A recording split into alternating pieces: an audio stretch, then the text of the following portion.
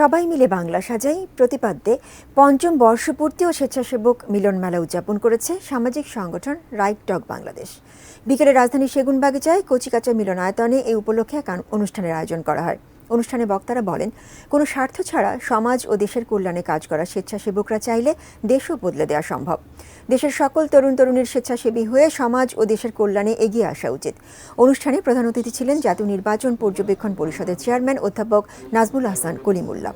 Right dog বাংলাদেশের প্রতিষ্ঠাতা সভাপতি ইঞ্জিনিয়ার আলামিন এম তৌহিদের সভাপতিত্বে অনুষ্ঠানে সমাজ কল্যাণ মন্ত্রণালয়ের যুগ্ম সচিব এরশাদ হোসেন খান, ঢাকা সাব এডিটর্স কাউন্সিলের সাধারণ সম্পাদক জাওহার ইকবাল ও রাইনেক্সাস ইনফোটেকের সিইও ইঞ্জিনিয়ার মোহাম্মদ আরিফুল হক বক্তব্য রাখেন। এই সময় অতিথি, দক্ষ সংগঠক, দক্ষ স্বেচ্ছাসেবক ও সমাজের নানা স্তরের সফল ব্যক্তিদের সম্মাননা স্মারক তুলে দেওয়া হয়।